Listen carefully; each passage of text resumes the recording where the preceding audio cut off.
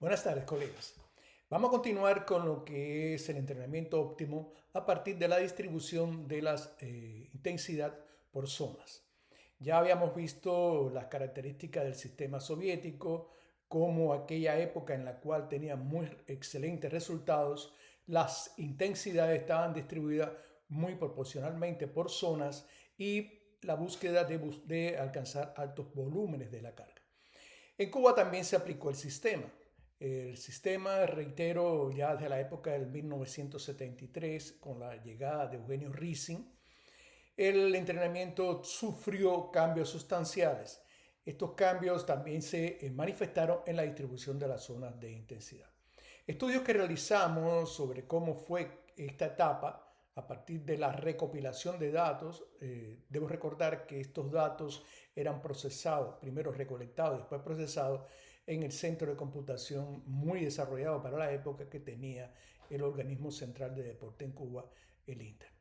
En lo que son las zonas de intensidad, que es lo que estamos viendo, vemos que hay unas diferencias sustanciales en lo que fue el periodo preparatorio y el periodo competitivo.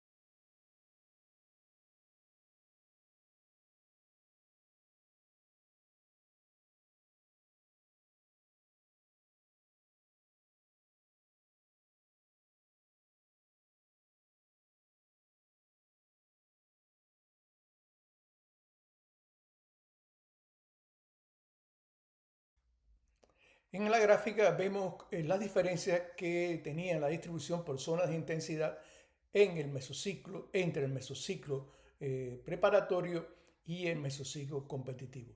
En el preparatorio ya las zonas entre el 50 y el 80% de resultado máximo en cada uno de los ejercicios, o sea, estaba distribuida el 60% de todas las repeticiones.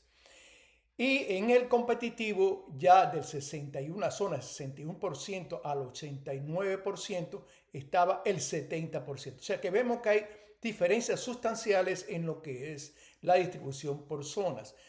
¿Cuál es la particularidad de ello? Es que cada objetivo, cada mesociclo tiene objetivos bien específicos. Es decir, pensábamos cómo, o podemos resumir o hablar de que el mesociclo preparatorio es como preparar el motor, tener un buen motor, y en el mesociclo competitivo, cómo aprovechar ese potencial del motor creado.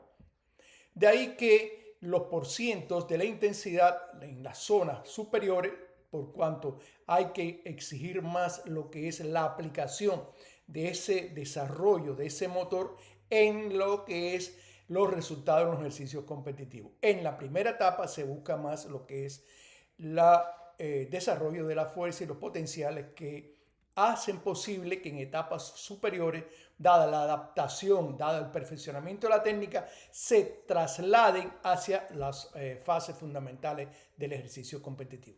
Reitero, no es que existe únicamente un trabajo sobre zonas, sino la distribución, la proporcionalidad es la que cambia a partir de un mesociclo a otro mesociclo. Un detalle importante es que ya un poco más tarde, cuando ya en la época de los 1990, inicio de 1991, el equipo nacional de levantamiento de pesa dirigido por Gabriel González, un líder muy importante en lo que es el deporte del levantamiento de pesa, fue muy buen deportista y a su vez tuvo muy excelente resultado como entrenador, se dio la tarea de buscar medios de entrenamiento en los cuales no estuviera vinculado el doping, es decir, buscar medios naturales que pudieran ayudar a mejorar el rendimiento deportivo. Y ya sabíamos que el rendimiento estaba muy vinculado a lo que era el volumen de la carga. El problema estaba en cómo que esa distribución debía ser de manera óptima. En resumen, en la primera etapa de la que estamos hablando, esta gráfica, el volumen base del mesociclo base más o menos estaba entre los 1700 1600 repeticiones. En el precompetitivo 1400 y en el competitivo 1100. Eso fue lo que sirvió para, estos datos vienen de la tesis doctoral de Iván Román, el cual, que en paz descanse, gran amigo y colega, le dirigimos esta tesis buscando precisamente cuáles eran las características del equipo Cuba y cómo ésta podía atemperarse, buscarse, compararse con, por ejemplo, los resultados del equipo de la Unión Soviética. Ahí que trabajamos de manera muy bien, de muy buena comunicación con Javier, y la propuesta fue: vamos a incrementar el volumen del mesociclo base a unas 2000, 2100 repeticiones, que era lo que planteaban los soviéticos, que era una zona bastante, volumen general, que tenía una influencia muy positiva en el rendimiento. Pero sabíamos también que había que buscar lo que eran las zonas de intensidad. En la distribución en la distribución de las zonas de intensidad que variamos un poco. Por ejemplo, en lo que era estas zonas de acá, de los esfuerzos submáximos o máximos, de los estrés máximos, desechamos un poco esa zona y nos fuimos un poco más hacia las zonas que tenían una relación más directa en lo que era la fuerza rápida, la fuerza explosiva. De ahí que pudimos desarrollar las 2100 repeticiones, el mesociclo precompetitivo, llegamos a las 1800 para poder tener un competitivo de 1300 repeticiones. El mesociclo competitivo el precompetitivo mucho tuvo que ver con la preparación en la altura. Eso va a ser otro tema que desarrollaremos más adelante.